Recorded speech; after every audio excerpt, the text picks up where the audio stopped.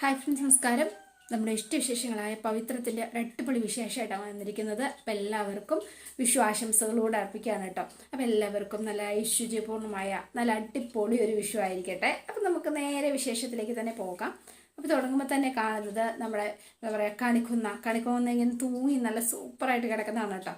പിന്നെ നമ്മൾ കാണുന്നത് വേദേനയും ശ്രീജേനയാണ്. അപ്പം രണ്ടുപേരുടെ കണി ഒരുക്കാനുള്ള സാധനങ്ങളൊക്കെ വാങ്ങാനായിട്ട് മാർക്കറ്റിലേക്ക് പോയിക്കാണ്. അപ്പം ചേട്ടാ ആ കണിവെള്ളരിയും കൂടി എടുത്തോളൂ എന്നൊക്കെ പറഞ്ഞു. എന്നിട്ട് കണിവെള്ളരി അല്ലേ ഒരുത്തു. കഴിഞ്ഞ തവണ അച്ഛൻ വെള്ളരി നട്ടിരുന്നു, ഒരുപാട് വെള്ളരി ഉണ്ടായിരുന്നു. നമ്മുടെ എന്താ പറയുക അവിടുത്തെ നാട്ടുകാരെല്ലാം കണിവെള്ളരി കൊണ്ടുപോയത് വീട്ടിൽ നിന്നാ. ഇത്തവണ ചെയ്തില്ലേ? ആ, ഇത്തവണ എല്ലാം കൂടി ചെയ്യാൻ പറ്റില്ലാത്തതുകൊണ്ടായിരിക്കും. സഹായിക്കാൻ ആരുമില്ലല്ലോ. ഏട്ടത്തി ഇതാ വെള്ളരി ഇങ്ങോട്ട് കൊടുത്തേരെ എന്നൊക്കെ പറഞ്ഞ് അത് മേടിച്ചു.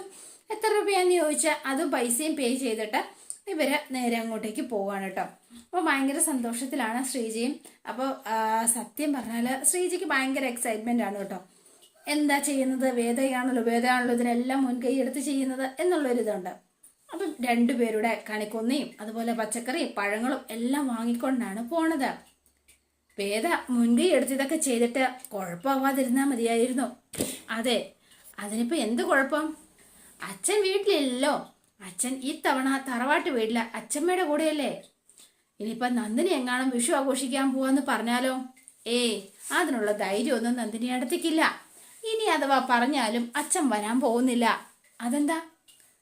അച്ഛൻ വരുമ്പോഴേക്കും നമ്മൾ കണി ഒരുക്കിയിരിക്കും. നമ്മൾ അത് ചെയ്യുന്നത് അമ്മയുടെ നേതൃത്വത്തിലായിരിക്കും. ഒരിക്കൽ കണി എടുത്തു മാറ്റാൻ അച്ഛൻ എന്താണേലും ആവശ്യപ്പെടില്ല. ഇനി വരികയാണെങ്കിൽ തന്നെ ചിലപ്പോ ഒന്ന് പൊട്ടിത്തെറിക്കായിരിക്കും. വരട്ടെന്നേ. അതെ, അത് വിഷുവിന് പടക്കം നമുക്ക് അത്രയും കുറച്ചങ്ങ് പൊട്ടിച്ചാൽ മതിയല്ലോ. വേദയുടെ ധൈര്യം സമ്മതിക്കണം. ഇത് വലിയ ധൈര്യത്തിന്റെ കാര്യമൊന്നുമില്ല.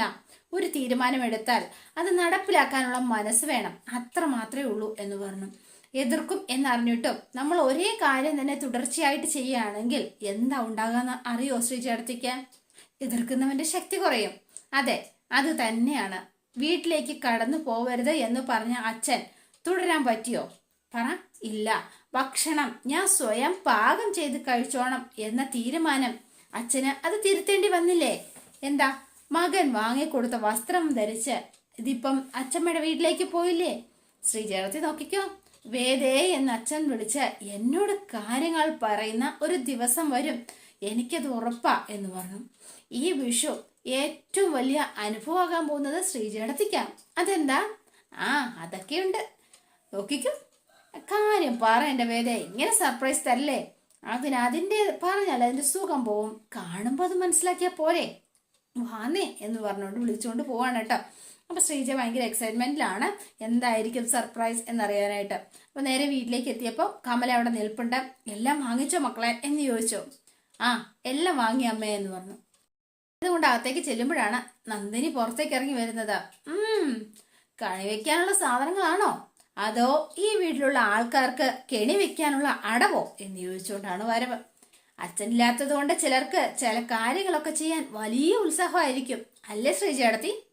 തെറ്റായ കാര്യങ്ങളൊന്നും അല്ലല്ലോ ചെയ്യുന്നത്, അതുകൊണ്ട് കുഴപ്പമില്ല എന്ന് പറഞ്ഞു വേദ. അപ്പം അടി കിട്ടി മിണ്ടാതെ നിൽക്കണം കുറച്ചു നേരം. എന്നാലും കൊന്നപ്പൂ വാങ്ങിയല്ലേ, നന്നായി മോളെ.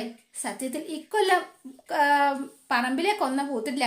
കഴിഞ്ഞ കൊല്ലം വരെ എത്രമാത്രം പൂക്കളുണ്ടെന്നോ. ഇക്കൊല്ലം അതിന് വരെ പൂക്കാൻ തോന്നിയില്ല. അത്ര ഐശ്വര്യമുള്ള കാര്യമാണല്ലോ നടക്കുന്നത്. നല്ലൊരു ദിവസമായിട്ട് നിന്റെ നാവ് വെറുതെ ഇരിക്കില്ലല്ലേ? അല്ലല്ലേ, ഞാൻ പറഞ്ഞതിപ്പോ എന്താ ഇത്ര കുഴപ്പം? നാളെയല്ലേ നല്ല ദിവസം, ഇന്ന് പറയുന്നതുകൊണ്ട് എന്താ കുഴപ്പം? നന്ദിനി അടുത്ത് പറഞ്ഞോ. അതൊക്കെ എനിക്കൊരു കോമഡി ആയിട്ടേ തോന്നിയിട്ടുള്ളൂ. കോമഡിയോ? അല്ലെങ്കിലും ഇവിടെ ആരും നന്ദിനി അടുത്തിയ സീരിയസ് ആയിട്ട് എടുത്തിട്ടില്ലല്ലോ. അതറിയില്ലേ? കേട്ടില്ലമ്മേ, ഇവിടെ ഒരു വിലയില്ലെന്നല്ലേ അവള് പറഞ്ഞത്. അതിന് അങ്ങനെ ഒരു അർത്ഥമുണ്ടോ? അത് മനസ്സിലായിട്ടും അമ്മ മിണ്ടാതെ നിൽക്കുന്നതാ. എങ്കിൽ നന്നായിപ്പോയി. നിനക്കേ അത് കിട്ടേണ്ടതായിരുന്നു എന്ന് തന്നെ വെച്ചോ. വാ മോളെ എന്ന് വിളിച്ചുകൊണ്ട് ഇവരെയും കൂട്ടിക്കൊണ്ട് അകത്തേക്ക് പോവാണ്. വേദ പോകുന്ന വഴി 2 കോക്രിയൊക്കെ കാണിച്ചിട്ടാണ് പോണത്. പൊടി എന്ന് പറഞ്ഞ് നന്ദിനി. അപ്പം ഇടയ്ക്കിടയ്ക്ക് നമ്മുടെ നന്ദിനിക്കിട്ടൊരു കൊട്ടു കൊടുത്തില്ലെങ്കിൽ ഒരു സമാധാനവും ഇല്ല കേട്ടോ. അപ്പം വേഗം തന്നെ ഇവരകത്തേക്ക് ചെന്നു. എന്നിട്ട് കണി ഒഴിക്കാനുള്ള കാര്യങ്ങളൊക്കെ ഇങ്ങനെ ചെയ്തുകൊണ്ടിരിക്കുകയാണ്. കൊള്ളാലോ, നന്നായിട്ടുണ്ട് എന്നിങ്ങനെ പറഞ്ഞു. അപ്പോൾ ഇവർ കണിക്കുള്ള പാത്രത്തിലേക്ക് ഫ്രൂട്ട്സും ബാക്കിയുള്ളതും ഒക്കെ ഇങ്ങനെ എടുത്തു വെച്ചുകൊണ്ടിരിക്കുകയാണ്. അപ്പം നന്ദിനി അങ്ങോട്ടേക്ക് വന്നു. മുഖം ഇങ്ങനെ കൊട്ട പോലെ വെച്ചിരിക്കുകയാണ്. നീ ഇങ്ങനെ കുട്ടികളെ പോലെ മുഖം വെറുപ്പിച്ച് നിൽക്കാതെ നീ ഇതിലൊക്കെ ഒന്ന് കൂടും നന്ദിനി. ഉണ്ടെന്നേ ഇനി ഞാൻ കണി ഒരുക്കിയിട്ട് കാണുന്നവരുടെ കണ്ണൊന്നും പൊട്ടണ്ട. നന്ദിനി എടുത്തി വാ വന്നു ഇരിക്കുക എന്ന് പറഞ്ഞു നമ്മുടെ വേദ. വേണ്ട എന്ന് പറഞ്ഞുകൊണ്ട് നിൽക്കുകയാണ് വാശി പിടിച്ച്. കുട്ടികളെ പോലെ വാശി പിടിക്കാതെ വാ നന്ദിനി എടുത്തേ, എന്നെ കയ്യിൽ നിന്ന് വിട്ടേ. അപ്പോൾ വേഗം കയ്യിൽ നിന്നൊക്കെ പിടിപ്പിച്ചു. വിഷു നല്ലൊരു ദിവസമല്ലേ, വെറുതെ അമ്മയുടെ മനസ്സ് വിഷമിപ്പിക്കണോ? ഞാൻ അമ്മയുടെ മനസ്സൊന്നും വിഷമിപ്പിച്ചിട്ടൊന്നുമില്ല, ഞാൻ വിഷമിപ്പിക്കാറുമില്ല. എന്നിട്ടാണോ അമ്മ പറഞ്ഞിട്ട് കേൾക്കാതിരിക്കുന്നത്? വേണമെങ്കിൽ വിഷു കഴിഞ്ഞിട്ട് വഴക്കിട്ടോ. കണ്ടോ അപ്പോഴും നീ പറയുന്നത് ഞാനാ വഴക്കുണ്ടാക്കുന്നതല്ലേ? അല്ല ഞാൻ തന്നെയാ, സമ്മതിക്കുന്നു, പോരെ എന്ന് ചോദിച്ചു. വാ വരാനേ എന്ന് പറഞ്ഞ് അവസാനം നന്ദിനിയെ പിടിച്ചു വലിച്ച് ദേണ്ട അവിടെ കൊണ്ടിരുത്തുകയാണ്. അപ്പൊ ശ്രീജിയുടെ അടുത്തേക്ക് ഇരുത്തി. എന്നിട്ട് വേദ അപ്പുറത്തും ഇരുന്നു കേട്ടോ. നമ്മൾ 4 പെണ്ണുങ്ങളും ഒറ്റക്കെട്ടായിട്ട് സന്തോഷത്തോടെ നിന്നാല് അത് നല്ലതല്ലേ? എന്താ നന്ദിനി, വെറുതെ എന്തിനാ നന്ദിനി നമുക്കിടയിൽ ഒരു വഴക്ക്? അത് അമ്മയും കൂടി ആലോചിക്കേണ്ടതാ. ഞാൻ അതിനെന്ത് ചെയ്തിട്ടാ? ഇവള് വന്നതിന് ശേഷം അമ്മയ്ക്ക് ആ ഒരു തീരെ സ്നേഹമോ പരിഗണനയോ ഒന്നുമില്ല. ദേ അമ്മേ, ഇനി മുതൽ 3 നേരവും 5 മിനിറ്റ് വീതം അമ്മ മുടങ്ങാതെ നന്ദിനി അടുത്തെ സ്നേഹിച്ചോണം, കേട്ടല്ലോ? ശരി, ഞാൻ നാളെ മുതൽ അങ്ങനെ ചെയ്തോളാം. കണ്ടോ ഇപ്പോഴും നിങ്ങൾ എന്നെ കളിയാക്ക. ഏട്ടത്തി ഒന്നും മിണ്ടാതിരി നന്ദിനി, ഇതെല്ലാം എടുത്തു വെച്ചേ, മര്യാദയ്ക്ക് പിള്ളേര് കളിക്കില്ല കേട്ടോ എന്ന് പറഞ്ഞു ശ്രീജ. ശ്രീജ വെച്ച് പറഞ്ഞുകൊണ്ട് ഞാൻ ചെയ്യാം എന്ന് പറഞ്ഞ് വേഗം അതൊക്കെ വെക്കുവാണ്. വിഷു ആഘോഷം എന്തിനെ കുറിക്കുമെന്ന് നന്ദിനിക്കറിയോ? ആദ്യക്കിപ്പോൾ ആർക്കും അറിയത്തില്ലാത്തത് എന്നിങ്ങനെ ചോദിക്കണം. എന്നാ പറഞ്ഞേ, ഏതോ ഒരു അസുരനെ ശ്രീകൃഷ്ണൻ കൊന്നതല്ലേ? ഏതോ ഒരു അസുരനല്ല നന്ദിനി അടുത്തി, നരകാസുരൻ. നരകമെങ്കിൽ നരകം എന്ന് പറഞ്ഞു. ശ്രീരാമൻ രാവണനെ വധിച്ച ശേഷം സൂര്യൻ ലങ്കയിൽ നേരെ ഉദിക്കാൻ തുടങ്ങിയ ദിവസമാണ് വിഷു എന്ന് മറ്റൊരു കഥയും കൂടിയുണ്ട്. അത് ഞാൻ ആദ്യമായിട്ട് കേൾക്കുക എന്ന് പറഞ്ഞു ശ്രീജ. ശരിക്കും രാത്രിയും പകലും തുല്യമായി വരുന്ന ദിവസമാണ് വിഷു, അറിയോ എന്ന് ചോദിച്ചു. മലയാളികളുടെ കാർഷിക ഉത്സവം. കണിയിലെ ഇത്രയും പഴങ്ങളും പച്ചക്കറികളും സ്വർണവും കോടിയും അഷ്ടമംഗല്യവും ഒക്കെ വെക്കുന്നത് ഐശ്വര്യത്തോടെയുള്ള ഒരു വർഷം മുന്നിലുണ്ടാവണേ എന്നുള്ളൊരു പ്രാർത്ഥന കൂടിയാണ്. മതി നിർത്ത്. ദൂരദർശനിലെ കൃഷിദർശൻ പരിപാടി കേൾക്കുന്നത് പോലുണ്ട് എന്ന് പറഞ്ഞു നന്ദിനി. അപ്പോഴാണ് വിഷു അങ്ങോട്ടേക്ക് വരുന്നത്. എല്ലാം റെഡിയായോ എന്ന് ചോദിച്ചു. കഴിഞ്ഞോ? കഴിഞ്ഞു വരുന്നു എന്ന് പറഞ്ഞ് ഇവരിങ്ങനെ നിൽക്കുമ്പോഴാണ് അപ്പൊ നാളെ വിഷു എന്താണെങ്കിലും വിഷുക്കട്ട ഉണ്ടാവൂലേ? നിങ്ങൾക്ക് വേണ്ടതൊക്കെ ഞാൻ ഉണ്ടാക്കി തരാൻ വിഷേട്ടാ. ദൈവത്തെ ഓർത്ത് മനുഷ്യനെ ഓർത്ത് നാണം കെടുത്താതെ ചെല്ലാൻ നോക്ക് എന്ന് പറഞ്ഞു ശ്രീജ. അപ്പോഴാണ് വിക്രത്തിന്റെ വണ്ടിയുടെ ശബ്ദം കേട്ടത്. ഞാൻ ഇപ്പൊ വരാവേ എന്ന് പറഞ്ഞ് വേദ പുറത്തേക്ക് ചെല്ലാണ്. വിക്രം, എനിക്കൊരു കാര്യം പറയാനുണ്ട് എന്ന് പറഞ്ഞു. വിഷുവിന് ഇവിടെ കാണുമോ അതോ ഇനിയിപ്പോ ശ്രീനിവാസന്റെ വീട്ടിലായിരിക്കുമോ? അതൊക്കെ ഞാൻ തീരുമാനിച്ചോളാം എന്ന് പറഞ്ഞു. നീ കാര്യം പറ. എനിക്കൊരു സഹായം ചെയ്തു തരുമോ? നിനക്ക് വേണ്ടി ഒരു സഹായവും ഞാൻ ചെയ്യാൻ പോണില്ല. അതിന് വേറെ ആളെ നോക്കിയാൽ മതി. ഇനി അതിനു വേണ്ടിയിട്ട് വേറൊരുത്തന്റെ മുന്നിൽ എനിക്ക് കഴുത്ത് നീട്ടി കൊടുക്കാൻ പറ്റില്ലല്ലോ. കഴുത്ത് നീട്ടിയവന്റെ മുന്നിലല്ലേ ചെയ്യാൻ പറ്റുള്ളൂ, ചോദിക്കാൻ പറ്റുള്ളൂ. എനിക്ക് വേണ്ടി മാത്രമല്ല, ഈ വീട്ടിലെ മുഴുവൻ സന്തോഷത്തിന് വേണ്ടിയാ. വിക്രം അത് തൽക്കാലം ചെയ്തേ പറ്റൂ എന്ന് പറഞ്ഞു. ഈ കാര്യം പറ. അപ്പൊ വേദ വിശദമായി തന്നെ കാര്യങ്ങളൊക്കെ പറഞ്ഞു കൊടുത്തു. അപ്പം ഇത് കേട്ടപ്പോൾ വിക്രത്തിന് ഭയങ്കര സന്തോഷമായിട്ടോ തോന്നിയത്. അതെ, നാളെ രാവിലെ വാതിൽ തുറന്ന എല്ലാവരും പുറത്തു വരുമ്പോ ഞാൻ പറഞ്ഞ കാര്യം സംഭവിച്ചിരിക്കണം, കേട്ടല്ലോ? സമ്മതിച്ചു. പിറ്റേന്ന് രാവിലെ തന്നെ രണ്ട് കമലയും കൂട്ടിക്കൊണ്ട് വേദ വന്നു. അവർ രണ്ടുപേരും കണി കണ്ടു. വിഷുവും ശ്രീജയും വന്നു. അതുപോലെ തന്നെ നന്ദിനിയും അതുപോലെ തന്നെ വിനായകനും വന്നു കേട്ടോ. ഇവരെല്ലാവരും കൂടെ വന്ന് കണിയൊക്കെ കണ്ട് തൊഴുത് പ്രാർത്ഥിച്ച് ഭയങ്കര സന്തോഷത്തിലിങ്ങനെ നോക്കാണ്. വിക്രത്തിനെ വിളിച്ചോണ്ട് വാ മോളെ എന്ന് പറഞ്ഞു. വിക്രം നമ്മളെ കാത്ത് പുറത്ത് നിൽപ്പുണ്ട്. പുറത്തോ എന്ന് ചോദിച്ചു. ഇതിനേക്കാൾ സന്തോഷം നിറഞ്ഞൊരു കാഴ്ച ഈ വിഷുവിന് പുറത്തുണ്ട് എന്ന് പറഞ്ഞു. അപ്പൊ എല്ലാവരും ഇത് ഞെട്ടി. അതെന്താ ഇരിക്കും? എല്ലാവർക്കും, പ്രത്യേകിച്ച് ശ്രീജ അടുത്തേക്കും വിഷുവിനും പൂർണ്ണമായിട്ട് സന്തോഷം കിട്ടുന്ന ഒരെണ്ണം എന്നിങ്ങനെ പറഞ്ഞു. വരൂ വാ എന്ന് പറഞ്ഞു. എന്തായിരിക്കും അത് എന്നിങ്ങനെ ചോദിച്ച് എല്ലാവരോടും വേണ്ട ആകാംക്ഷയോടെ പുറത്തേക്ക് ചെല്ലുകയാണ്. അപ്പൊ വാതിൽ തുറന്നപ്പോ ശ്രീജയുടെ മോള് നല്ല ശ്രീകൃഷ്ണനായിട്ട് ഒരുക്കി ദേണ്ട കണി കാണാൻ റെഡി ആയിട്ട് നിൽക്കുകയാണ് കേട്ടോ. ഭയങ്കര സന്തോഷം എന്ന് പറഞ്ഞാൽ എല്ലാവരും ഞെട്ടിപ്പോയി, ഭയങ്കര ഷോക്കായി പോയി കേട്ടോ. അപ്പോഴാണ് വിക്രം ദേ പൂത്തിരിയൊക്കെ കത്തിച്ച് ചുറ്റിന് നിന്ന് ഇങ്ങനെ കൃഷ്ണനെ ചുറ്റും നിൽക്കുന്നത്. മോളെ എന്ന് വിളിച്ചോണ്ട് ഓടിച്ചെന്നു. ശ്രീജ എന്നിട്ട് കുഞ്ഞിനെ എടുത്ത് ഇങ്ങനെ പിടിക്കുകയാണ്. അപ്പോഴേക്കും എല്ലാവരും ഓടി വന്നു കേട്ടോ. അതെ, ശരിക്കും ഇന്ന് ഉച്ച കഴിഞ്ഞ അച്ഛനും അമ്മയും അങ്ങോട്ട് വന്ന് കാണാനിരിക്കായിരുന്നു എന്ന് പറഞ്ഞു ശ്രീജ.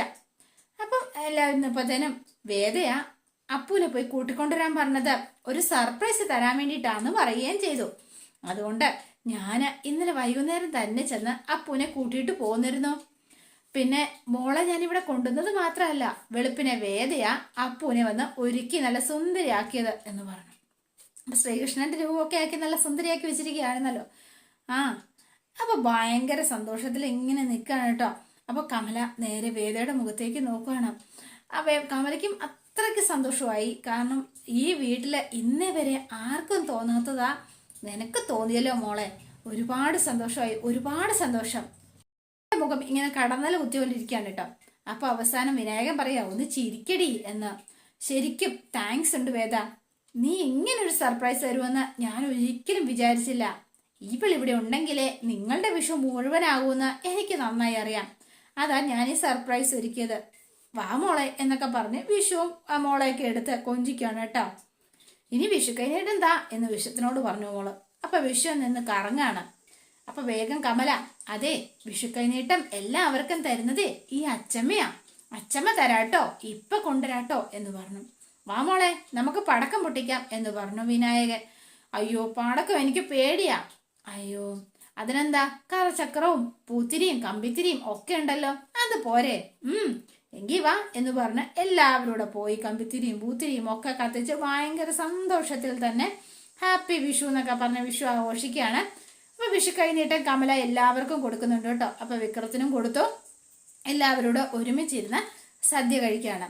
അപ്പം വേദയുടെ മുഖത്ത് ഒരു സങ്കടം ഉണ്ട് കേട്ടോ. വേറെ എല്ലാ ഇതും ഉണ്ടെങ്കിലും വേദ ഇങ്ങനെ ആദ്യം മുഖമൊക്കെ പെട്ടെന്ന് ഡള്ളായിപ്പോയി. എന്താ മോളെ എന്നിങ്ങനെ ചോദിച്ചു. ഒന്നുമില്ലമ്മേ എന്ന് പറഞ്ഞു. അപ്പം വേഗം തന്നെ കമല പറഞ്ഞു, മോള് വിഷമിക്കൊന്നും വേണ്ട കേട്ടോ, എല്ലാം ശരിയാകും. അടുത്ത വർഷം നമ്മളെല്ലാവരുടെ നല്ല ഗംഭീരമായിട്ടായിരിക്കും വിഷു ആഘോഷിക്കുന്നത്. ഇവിടെയുള്ളവരും മോളുടെ വീട്ടിലുള്ളവരും എല്ലാവരോടെ നമ്മൾ വിഷു നല്ല അടിച്ചു പൊളിച്ച് ആഘോഷിക്കും. മോള് സന്തോഷമായിട്ടിരിക്കുക. എന്നാ വാ നമുക്ക് പോകാമെന്ന് പറഞ്ഞ് അപ്പൂനെയും കൂട്ടിക്കൊണ്ട് വേദ പുറത്തേക്ക് ചെല്ലുകയാണ് ഇവരുടെ വിഷുവിന്റെ ആഘോഷത്തിനായിട്ട് കേട്ടോ. അപ്പൊ പടക്കമൊക്കെ പൊട്ടിച്ച് ഗംഭീരമാക്കാൻ. പിന്നെ കാണുന്നത് നമ്മുടെ ജസ്റ്റിസ് ശങ്കർ നാരായണന്റെ വീട്ടിലാണ്. അപ്പൊ ദീപ്തി ഏതാണ്ട് ഫോണിലെങ്ങാണ്ട് തോണ്ടിക്കൊണ്ടിരിക്കുകയാണ്. അപ്പൊ മുത്തശ്ശി അങ്ങോട്ടേക്ക് വന്നു. എന്നിട്ട് പേഴ്സ് തുറന്ന് വിഷു കൈനീട്ടം നമ്മുടെ ദീപ്തിക്ക് കൊടുക്കുകയാണ്. ഞാൻ ഈ വർഷവും എന്താണെങ്കിലും എന്റെ കടമ ഞാനത് മുടക്കുന്നില്ല മോളെ എന്നിങ്ങനെ പറഞ്ഞു. എന്താ മുത്തശ്ശി, ഈ വർഷം നമ്മുടെ വിഷു മാത്രമേ ഇങ്ങനെയായി പോയത്? ഇങ്ങനെയാണോ വിഷു ആഘോഷിക്കാറുള്ളത്? കടക്കം പൊട്ടിച്ചും കണി ഒരുക്കിയും എന്താഹ്ലാദമായിരുന്നു ഈ വീട്ടില് മുമ്പെല്ലാം. പക്ഷെ ഈ വർഷം എന്ന് പറഞ്ഞ് ദീപ്തി സങ്കടപ്പെടുകയാണ്. സാരമില്ല ചേച്ചിയില്ല, ശ്രീയേട്ടൻ വർഷേച്ചിയുടെ വീട്ടിൽ പോയി, അച്ഛനും അമ്മയും നാട്ടിലുമില്ല. അവർക്കെങ്കിലും വിഷുവിന് വരുമായിരുന്നു നേരത്തെ. അവരൊരു നല്ല കാര്യത്തിന് പോയതല്ലേ മോളെ. വിഷു ഇനിയും വരുമല്ലോ. ചേച്ചി അവിടെ വിഷു അടിച്ചു പൊളിക്കുന്നുണ്ടാവും അല്ലേ മുത്തശ്ശി? അങ്ങനെ ആകട്ടെ എന്ന് പ്രാർത്ഥിക്കും മോളെ. അവളുടെ ആദ്യത്തെ വിഷു അല്ലേ. അടുത്ത കൊല്ലമെങ്കിലും ഇവിടെ എല്ലാവരും ഉണ്ടാവോ മുത്തശ്ശി? ഉണ്ടാവും മോളെ. അപ്പോഴേക്കും വേദയും വിക്രവും ഒന്നിക്കേണ്ടവര് തന്നെയാണ് എന്ന് ഇവിടെയുള്ളവർക്ക് മനസ്സിലാക്കുക തന്നെ ചെയ്യും. എല്ലാ പിണക്കവും മാറ്റിവെച്ച് ശങ്കരന് അവരെ തിരിച്ചു വിളിക്കുകയും ചെയ്യും. എല്ലാവരും കൂടി ഒന്നിച്ച് വിഷു ആഘോഷിക്കുകയും ചെയ്യും. മോള് സന്തോഷമായിട്ടിരിക്കുക, സമാധാനമായിട്ടിരിക്കുക. ദീപ്തി ഭയങ്കര സങ്കടത്തിലാട്ടോ. ശരിക്കും ദീപ്തിക്ക് വിഷു ഇല്ലാത്തതിന്റെ ഒരു സങ്കടം. പിന്നെ കാണുന്നത് ദേണ്ട എല്ലാവരോടും ഒരുമിച്ചിരുന്ന് സദ്യ കഴിക്കാണ്. വിളമ്പി കൊടുക്കുന്നത് കമലയാണ് കേട്ടോ. അപ്പൊ ഫുഡൊക്കെ വിളമ്പി കഴിഞ്ഞിട്ട് ഇവര് ഇങ്ങനെ സംസാരിച്ചൊക്കെ കഴിക്കണത്. അപ്പൊ അച്ഛമ്മ മോക്ക് വാരി തരാമെന്ന് പറഞ്ഞ് അപ്പു മോക്ക് വാരി കൊടുക്കാണ്. അമ്മ ഇരിക്കുന്നില്ലേ, നിങ്ങൾ കഴിക്ക, ആരെങ്കിലും വിളമ്പാൻ വേണ്ടേ, എന്നിട്ട് ഞാൻ കഴിച്ചോളാം. അപ്പൊ അമ്മ തനിച്ചായി പോവില്ലേ എന്ന് ചോദിച്ചു. അത് സാരമില്ല എന്ന് പറഞ്ഞ് കമല. അച്ഛനില്ലാത്തത് കൊണ്ട് അമ്മയ്ക്കൊരു രസമില്ല അല്ലേ അമ്മേ എന്നിങ്ങനെ ശ്രീജ ചോദിച്ചു. അതുകൊണ്ടല്ലേ അമ്മയ്ക്കൊരു ഉത്സാഹം ഇല്ലാത്തത്. അപ്പൊ വിക്രവും വേദയും നല്ല സുന്ദരനും സുന്ദരിയൊക്കെ ആയിട്ടായിരിക്കുന്നത്. മുഖത്തോട് മുഖമൊക്കെ ഇങ്ങനെ നോക്കി നിൽക്കുകയാണ്.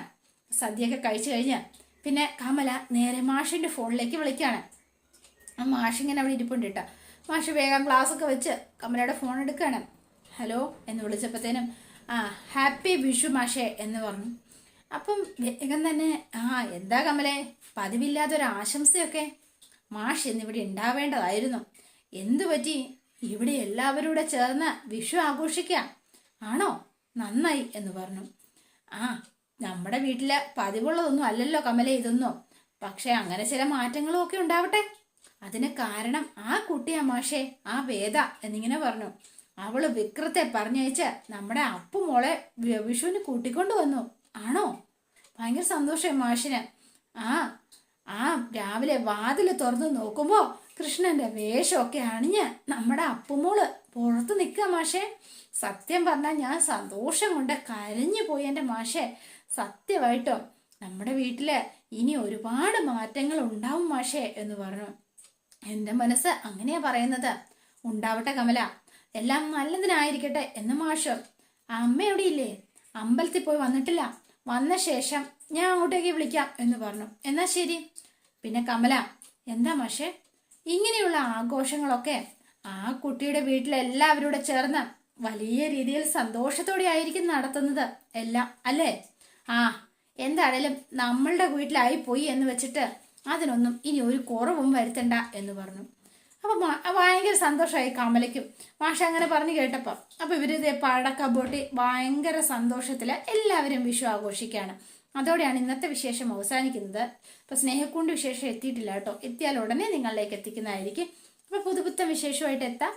എല്ലാവരും കാത്തിരിക്കുന്ന പോലെ എല്ലാവർക്കും ഒരിക്കൽ കൂടി അഡ്വാൻസ് വിഷു ആശംസകൾ തന്നെ പറഞ്ഞുകൊണ്ട് നിർത്തുന്നു. Bye and see you again.